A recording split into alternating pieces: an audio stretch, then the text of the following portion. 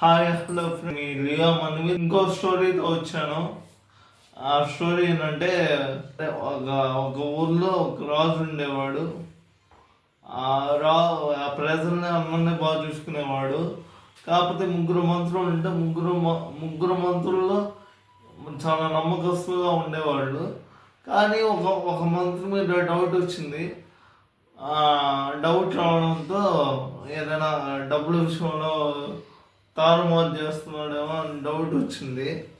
Doubt రావడంతో ముగ్గురిని పిలిపించి, నా పుట్టినరోజు వస్తుంది, మీరు అడవికి వెళ్ళి మంచి మంచి ఫ్రూట్స్ అట్లా తీసుకురండి అని చెప్పాడు. 3 సంచులు ఇచ్చి సాయంకాలానికల్లా ఫ్రూట్స్ తీసుకొని మీరు మళ్ళీ రాజ్యానికి తిరిగి రండి అని చెప్పాడు. ఒక మంత్రి ఏమో నిజాయితీగా మంచి మంచి పళ్ళు తీసుకొని వచ్చాడు. ఇంకో మంత్రి ఏమో రాజుగారు చూడరు కదా పెద్ద, కొద్దిగా మంచిగా చెడ్డగా ఏం చూడరు కదా, అంత సమయం ఆడ ఉంటుంది రాజుగారికి అని చెప్పి బ్యాగ్లో వేసేసాడు, సంచులో వేసేసాడు. ఇంకో మంత్రి ఏమో రాజుగారికి అంత సమయం అంత ఓపిక ఉండవులే, అంత గమనించుకోవులే, మనం ఇచ్చింది తీసుకేసుకుంటారని చెప్పి అక్కడే ఉన్న చెత్త అంతా వేసుకొని వచ్చారనమాట.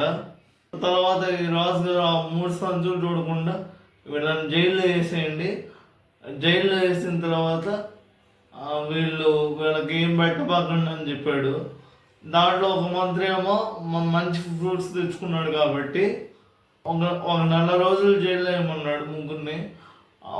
దాంట్లో ఒక మంత్రి ఏమో మంచి మంచి ఫ్రూట్స్ తెచ్చుకున్నాడు కాబట్టి ఆ ఫ్రూట్స్ తిని బతికేసాడు.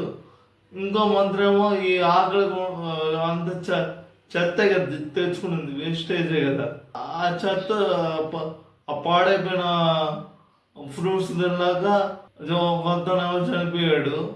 సో ఈ మూడో అతను చనిపోయింది.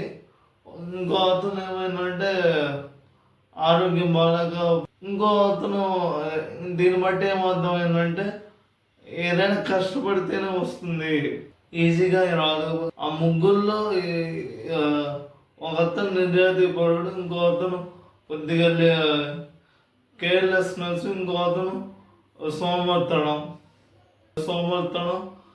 రాజుగారు అంత పట్టించుకోవాలని చెప్పి, రెండో అతను కేర్లెస్, మూడో అతను సోమర్తనం, ఏం చూస్తున్నా అనుకొని అట్లా పట్టించుకోకుండా వెళ్ళిపోయాడు. అట్లయినా ముందు కష్టపడిన వాడికే బాగుంటుంది, అంటే కష్టపడి పైకి వచ్చిన వాడికి లైఫ్ బాగుంటుంది. ఇంకేమైనా ఏముంది అని చూసుకుంటే ఇట్లానే అవుద్ది. ఇది లైఫ్లో ఒక మెసేజ్ ఫ్రెండ్స్. ఈ స్టోరీ ద్వారా మనం తెలుసుకోవాల్సింది, మనందరికీ ఉపయోగపడే స్టోరీ ఇది. ఇలాంటి ఇంకో మంచి స్టోరీతో మేము ముందుకు వస్తాను friends. Bye friends. Like and subscribe చేయండి, షేర్ చేయండి.